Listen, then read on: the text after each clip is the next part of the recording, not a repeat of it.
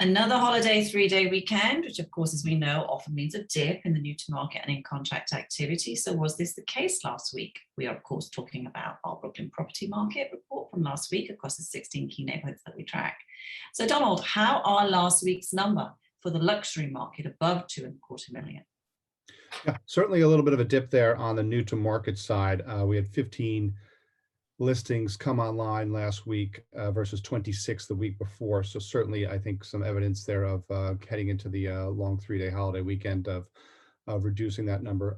We did have a pretty strong listing activity last week, both at all price points. That was a little bit above where the average was. So this was kind of trending back to the average. On the in contract side, we did actually see an uptick, deals getting done. Where it was 15 last week versus 10 the week before that, and 10 3 weeks ago. So the 4-week trailing average, which, as you know, we tend to graph in the reports that go out, smooths out those bumps from week to week. And so does it show the new to market in contract deals on the rise in the luxury market? And was it condos again that accounted for that? Yeah, so both in contract and new to market are trending up currently. They've both kind of hit a bottom on a trailing 4-week basis at the end of the year there and took an abrupt turn, trending upwards uphill. And they're both kind of in tandem right now, both with about 11.5 listings and deals on average between the two of them on a trailing 4-week basis. And yes, 11 out of the 15 deals last week, or listings last week, were condos, 5 resales, 6 sponsor units. And if we look at the in-contract activity between townhouses, condos, and co-ops, what was that breakdown in the luxury market? We had 7 townhouses, 2 condo resales, 5 condo sponsor units, and 1 co-op. The townhouses all fell within the range of $2.25 to just under $4 million. So at the lower end of the luxury range for us, nothing above that. There were 2 in Bed-Stuy, 1 in Greenpoint, 3 in Park Slope, and 1 in Williamsburg. And in the below 2.25 million market, of course, we saw a definite dip really in the number of new to market and in contract deals last week. Yeah, super strong new to market number last week of 94. That was, as we mentioned last week, that number itself is on par with peaks in both the fall and spring selling season. So to see that second week in January is really interesting.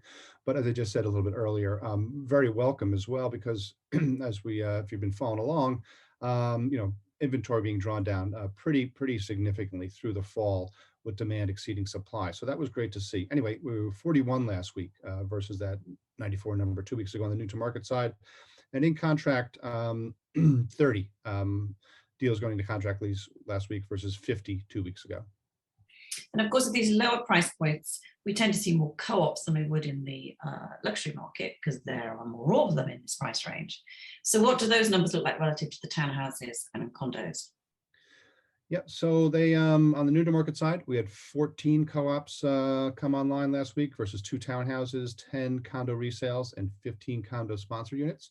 On the in-contract side, a little bit lower interest there in co-ops, with 4 deals getting signed, 1 townhouse, 7 condo resales, and 17 condo sponsor units. So some good appetite there for new condo product below the 2.25 number. Definitely. Let's talk about days on market, which, as we know, is the number of days from when a property is first listed to when it actually goes into contract. And from a real estate perspective, that means it's technically no longer available to purchase. How do those days on market differ between the various asset types and above and below 2.25 million? And what typically tends to account for those differences? So there's a little bit of a range, not a wide spread though, which is really interesting. The townhouses in the luxury segment, 101 days on average all through 2021 and the first few weeks of 2022 in the luxury segment, and below the 2.25 number, 115 days. So about a 10% difference there, a little over 12% difference there. Condo resales, 108 days on the market for the luxury segment versus 81 below the 2.25. Condo resales, 126 days on average on the market for the luxury product type there for sponsor units versus 114 below the 2.25. And that's really interesting. I'll come back to that in a second. Co-ops, 54 days on the market in the luxury segment, which is obviously the shortest time frame. So as we were just talking about there on the sub 2.25 number, co-ops in the luxury segment also finding good demand for their for that product, and 80 days for the below the 2.25 co-op asset type. So just back to the condo sponsor units, it's as we know, as we talked about in the past, sponsor has control, obviously, of when they deliver a certain unit to the market and can take units off and repost them should any tension not be there that is going to drive demand to go to contract. So, the takeaway here, I think, is that, there is less seasonality for the sponsor, right? The resales are going to follow both in condos, co-ops, and townhouses, going to follow the seasonality that we always talk about, where peak kind of seasons in spring and also in the fall. Condo sponsor is a little bit more spread out throughout the year based on where that developer is, where that sponsor is in finishing that product, getting it out there. Never really want to sit on it too long. So that could equate, if they are delivering kind of off cycle there, a few more days on the market. Great. That's it from us. We'll be back next week, of course. Bye, Donald. Have a good one. Take care.